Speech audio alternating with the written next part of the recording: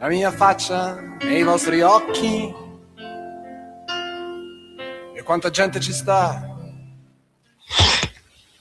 Buongiorno a tutti e bentornati a Liberamente, variazioni e scorribande qui su Radio Libertà.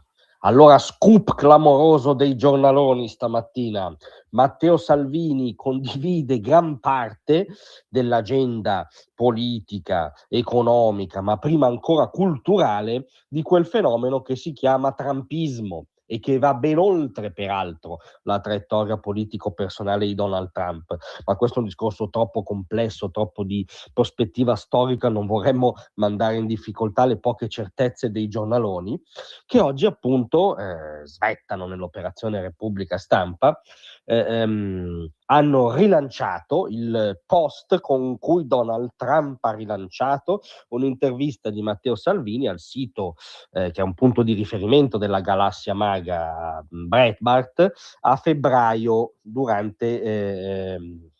mentre si tenevano le Olimpiadi invernali di Milano Cortina. Trump lo posta adesso, i nostri giornaloni, peraltro rivelando una tendenza curiosa della contemporaneità, per cui i giornali cosiddetti prestigiosi, i giornali cosiddetti seri e garanti della libera informazione professionale vanno a rimorchio acritico dei nuovi media.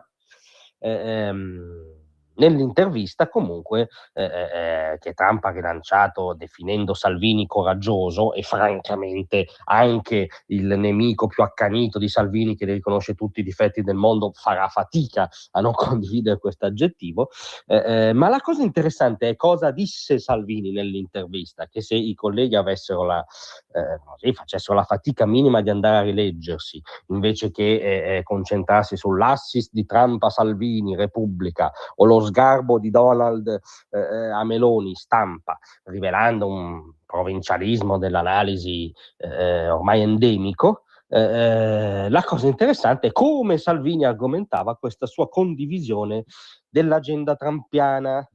Ringrazio il presidente Trump per il coraggio e per le basi culturali che sta dando a un progetto economico e politico, perché è fondamentale dare una base culturale di valori e ideali, altrimenti tutto passa. Cosa sta dicendo Salvini? Non è che sia una cosa che da febbraio è scaduta, al netto di singoli punti di disaccordo esplicito plastico, vedi guerra contro l'Iran. Salvini sta dicendo quello che ha detto sempre la Lega, anche quando Trump sembrava passato di moda e uscito dalla dinamica storica.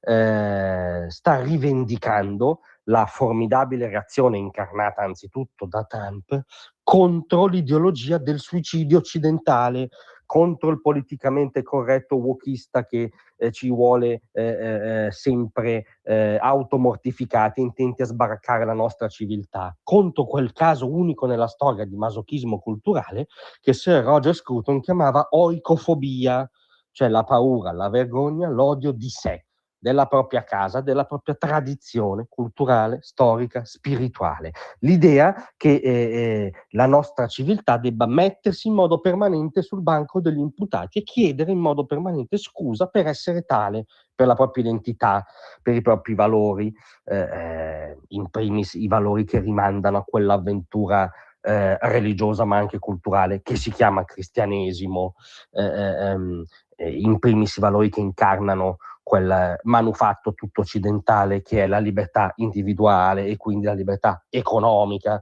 e quindi la libertà anche religiosa, che non è scontata in altre lande del globo. Cioè Salvini dice mi riconosco in quell'agenda perché si ribella all'automortificazione dell'Occidente, e continuava.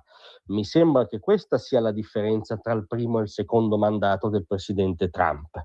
Ora c'è molta più attenzione anche con figure come Vance a un contesto culturale profondo e non solo a questioni economiche superficiali. È quello che anche noi stiamo cercando di fare. Vance vuol dire elegia americana, vuol dire la messa in discussione, sì, molto più focalizzata in questo secondo mandato, dell'ideologia globalista, che pensando di ampliare la libertà con la globalizzazione ha semplicemente sdoganato l'opa di nemici dell'Occidente sull'Occidente e sulla libertà medesima, Partito Comunista Cinese in primis, creando a cascata un problema di deindustrializzazione, di concorrenza sleale, tutto quello che ha voluto dire coinvolgere attori come la Cina in una globalizzazione asimmetrica. Questo ha detto Salvini ed è un'agenda da cui la Lega non è mai retrocessa, che la Lega, se proprio vogliamo indagare, sostiene anche prima di Trump e sosterrà dopo Trump.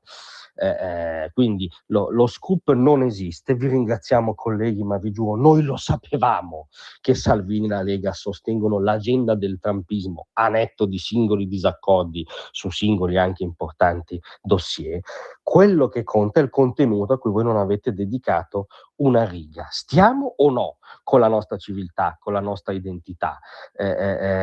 Siamo o no in un meccanismo di reazione al globalismo acritico e al politicamente corretto masochista? Salvini e la Lega ci sono, non da ieri, ci sono oggi, ci saranno domani. Grazie a tutti, vi aspetto stasera alle 18.